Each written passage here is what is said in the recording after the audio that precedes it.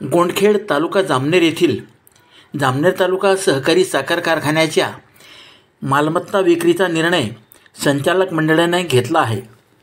येत्या 31 मे रोजी होणाऱ्या वार्षिक सर्वसाधारण सभेत सभासदांसमोर हा विषय ठेवला जाणार आहे. जामनेर तालुक्यात विकासाची पायाभरणी व्हावी या हेतूने माजी खासदार ईश्वरलाल जैन यांनी 1985 मध्ये या कारखान्याची मुहूर्तमेढ केली होती. गोंडखेड परिसरातील शेतकऱ्यांनी यासाठी सुमारे 165 हेक्टर शेतजमीन यासाठी दिली होती. भविष्यात कारखान्यामुळे आपल्या पोरांना नोकरीधंदा मिळेल ही अपेक्षा त्यांची होती. पण राजकीय कुरघोडीमुळे हा कारखाना होऊ शकला नाही व जे व्हायचे तेच झाले. निवडणूक जिंकण्याचे साधन म्हणून याचा उपयोग केला गेला.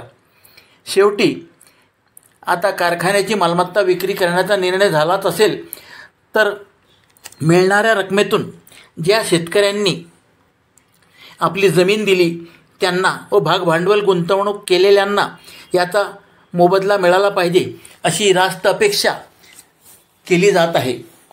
जामनेर तालुक्यात सहकारी प्रकल्पांचे काय झाले हे वेगळे सांगण्याची गरज नाही. रम प्रकल्प असो, स्टार्च प्रकल्प असो, सहकारी सूतगिरणी असो, जे झाले ते सर्वांसमोर आहेच.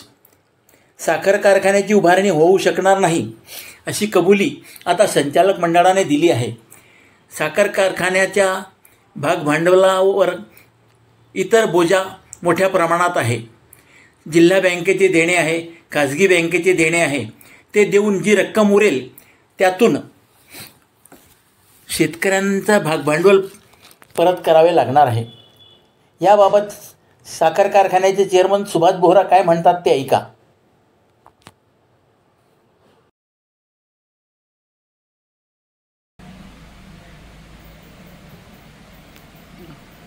गोंडखेड सहकारी साखर कारखाना जामनेर 1980 पासून आदरणीय आमदार ईश्वरलाल जैन साहेब यांच्या डोक्यात अशी साखर कारखाना तालुक्यात घडला पाहिजे म्हणून प्रयत्नशील होते.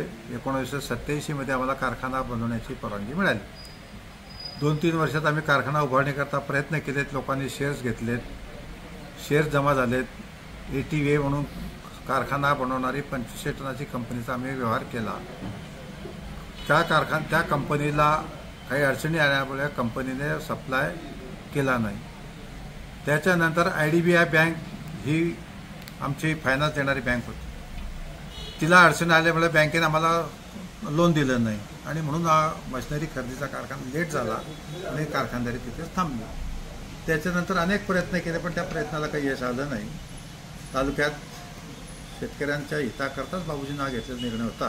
पण अशा कारणास्तव तो कारखाना जवळजवळ 40 वर्षापासून पडित आहे. गेल्या 10 वर्षापासून मी चेअरमन झाल्यानंतर आपण अनेक प्रयत्न केले की कारखाना सुरू व्हावा पण त्याच्यातसुद्धा काही यश आलेलं नाही.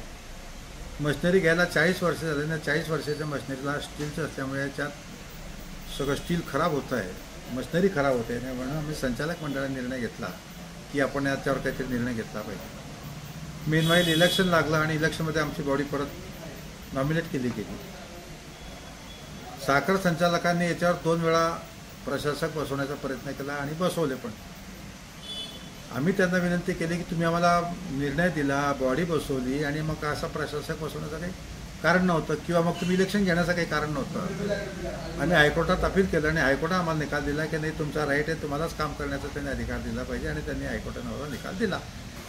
आता येणाऱ्या दिवसात आपण तो कारखाना विकून त्याचे पैसे घेणे, जिल्हा बँकेचे असतील, शिखर बँकेचे असतील, शेतकऱ्यांचे शेअर्स असतील किंवा ज्या जमिनी आहेत, ज्या मूळ शेतकरी आहेत त्यांना जर त्या जमिनी घेण्याची इच्छा असेल बाजार मूल्याप्रमाणे आपण त्यांना त्या जमीन पहिला प्रेफरन्स त्यांना देऊन त्यांना जमीन मिळू शकते.